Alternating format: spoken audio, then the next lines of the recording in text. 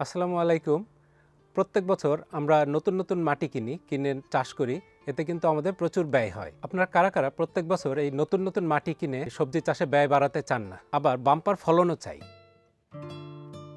শীতকালে টবের মাটির পুষ্টি ধরে রাখা কিন্তু খুবই কঠিন একটা চ্যালেঞ্জের ব্যাপার। বিশেষ করে ইংল্যান্ড এবং এইরকম শীতপ্রধান দেশগুলোতে আমাদের যেই সমস্যাটা হয়, শীতের সময় অতিরিক্ত বৃষ্টিপাত হয়, আর ওই বৃষ্টির কারণে এই মাটি থেকে সমস্ত নিউট্রিয়েন্ট পুষ্টি যা থাকে সব ধুয়ে চলে যায়। এরপরে আরেকটা সমস্যা হয়ে যায়, এখানে কীটপতঙ্গ এবং বিভিন্ন ছত্রাকের বসতি তৈরি হয়। পরের বছর ওই মাটি দিয়ে যখন আমরা আবার ফসল ফলানোর চেষ্টা করি, তখন এর প্রভাব কিন্তু পড়ে। অনেকেই জিজ্ঞেস করেন যে আপনাদের মাটিতে এত ভালো ফলন হয় কেন, আর আমাদের টবে ফলন ভালো হয় না কেন? তো আজ আমরা শেয়ার করব বেশ কিছু কার্যকরী টিপস, কিন্তু খুবই সহজ, যেটা ফলো করলে আপনারা ভালো মানের ফসল পাবেন, খরচও কমবে, মাটি সুরক্ষিত রাখবে এবং মাটিকে আরও উর্বর করে তুলবে। তো চলুন তাহলে আজকে ভিডিওটি শুরু করা যাক। ইংল্যান্ডে শীতকালে টানা কয়েক মাস বৃষ্টি হয়, আর এই বৃষ্টির পানিতে এই টবের মধ্যে যত প্রকার নিউট্রিয়েন্ট থাকে সব কিছু ধুয়ে মাটিকে একেবারে উর্বরশূন্য করে ফেলে। জাদু করতেছো, ম্যাজিক। এজন্য আমি একটি সহজ কৌশল অনুসরণ করে থাকি, আর সেটা হলো কালো পলিথিন দিয়ে টবের মাটিটা ঢেকে রাখি। এটি বৃষ্টির পানি প্রবেশ সম্পূর্ণ বন্ধ করে রাখে এবং মাটির পুষ্টি ধরে রাখতেও সাহায্য করে। এই কালো পলিথিন দিনের বেলা সূর্য থেকে তাপ শোষণ করে ভিতরের যেই জৈব পদার্থগুলো আছে ওগুলোকে দ্রুত পচতে সাহায্য করে। শীতের সময় সাধারণত আমরা বাগানে আসি না, সেই সময় এই মাটি যদি খোলা থাকে তখন এর মধ্যে বিভিন্ন ধরনের ছত্রাক, ফাঙ্গাস, তারপরে আরও কীট পতঙ্গ, ক্ষতিকর রোগ জীবাণু এসে বাসা বাঁধে। কিন্তু এভাবে যদি পলিথিন দিয়ে ঢেকে রাখি তাহলে কিন্তু সহজেই এই সমস্যা থেকে মুক্তি পাওয়া যায়। এতে করে পরের বছর টবে যেসব গাছ হবে সেগুলো কীটপতঙ্গ এবং রোগ জীবাণুর আক্রমণ থেকে সহজেই রক্ষা পাবে, যার ফলে গাছের স্বাস্থ্যও ভালো থাকে। এটি একটি সহজ এবং কার্যকরী কৌশল যা আপনারা অনুসরণ করতে পারেন। মতো শক্ত হয়েছে। প্রত্যেক বছরই নতুন নতুন কম্পোস্ট এবং সার কেনার খরচ কিন্তু বেড়ে যাচ্ছে, যা অনেকের জন্যই কঠিন হতে পারে। তাছাড়া এসব জিনিস সংগ্রহ করা এবং তা কিনে রেখে দেওয়াও খুবই ঝামেলাপূর্ণ।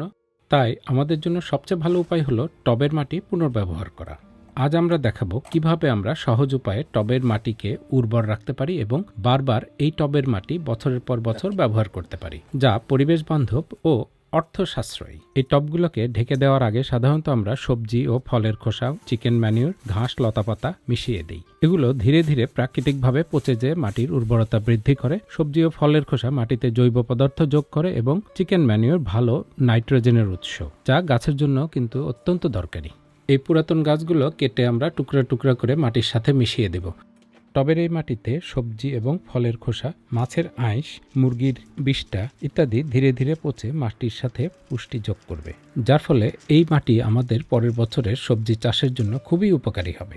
যেহেতু ঢাকা থাকবে, তাই শীতকালে এই উপাদানগুলো পচে আরও কার্যকর হয়ে যাবে এবং পরের সিজনে গাছের জন্য পর্যাপ্ত পুষ্টি সরবরাহ করতে পারবে।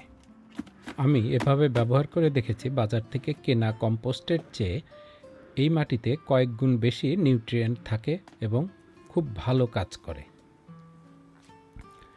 টবের একই মাটিকে পুনর্জীবন দিয়ে বারবার ব্যবহার করার আরেকটা সুবিধা হলো, এটা তৈরি করতে কিন্তু খুব বেশি পরিশ্রম হয় না, কারণ বাজার থেকে যখন আমরা প্যাকেট কম্পোস্ট কিনে নিয়ে আসি ওইটার সঙ্গে বিভিন্ন উপাদান মিশিয়ে যখন পটিং সয়েল তৈরি করি, সেটি কিন্তু বেশ পরিশ্রমের কাজ এবং সময় সাপেক্ষও বটে। আর এভাবে করলে জিনিসটা একবারে পুরো রেডি হয়ে থাকবে। যখন আমাদের সিজন আসবে শুধু চারা গাছটি নিয়ে এসে এর মধ্যে একটি গর্ত করে জাস্ট বসিয়ে দেব। যে সমস্ত টবের ঢাকনা আছে সেগুলো এই কিচেন ওয়েস্ট দিয়ে তার উপরে ঢাকনা দিয়ে আটকিয়ে রেখে দিলেই চলবে। প্রতি 2 সপ্তাহ পর পর এটা ঢাকনাটা তুলে জাস্ট উপরের লেয়ারটুকু একটু নেড়ে চেড়ে দিলেই চলবে। পটগুলোতে ঢাকনা থাকে না, সেগুলোকে পলিথিন দিয়ে টাইট করে বেঁধে দেওয়ার আগে এর ভিতর কিছু উপাদান যোগ করে দিই, যেমন এই চিকেন ম্যানিউর এখানে ছিটিয়ে দেব।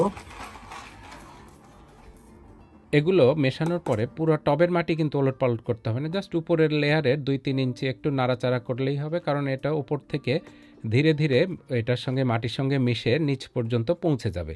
এছাড়া যখন আমরা চারা এখানে বুনে দেব তখন কিন্তু পানি দেওয়ার সাথে সাথে ধীরে ধীরে এটা নিচে চলে যাবে এবং গাছের শেকড় পর্যন্ত পৌঁছে যাবে। পরিষ্কার, সুন্দর, ওয়েল মেনটেন মাটি, এখানে কোনো রোগ জীবাণু নাই। আর এই গাছগুলো মোটামুটি একেবারেই রোগ জীবাণু মুক্ত। এমনি ঠান্ডায় কোল্ড বাইট হয়েছে, বাট এগুলোতে কোনো ফাঙ্গাস টাঙ্গাস কোনো কিছু নাই।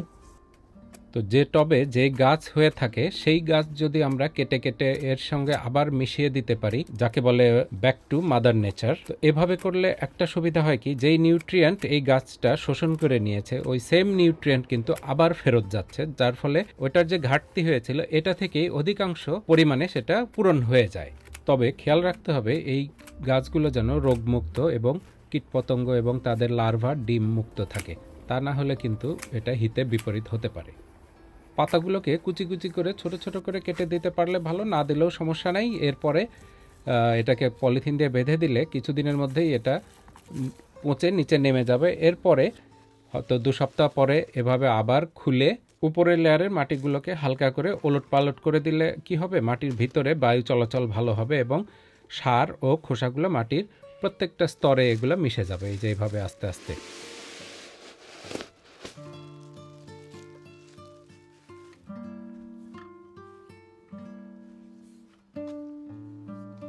এতে করে মাটি দীর্ঘদিন ধরে উর্বর থাকবে, আবার একই মাটি আমরা প্রত্যেক বছর বছর ব্যবহার করতে পারবো এবং পরের বছরের গাছের জন্য এই মাটিগুলো একেবারেই রেডি থাকে।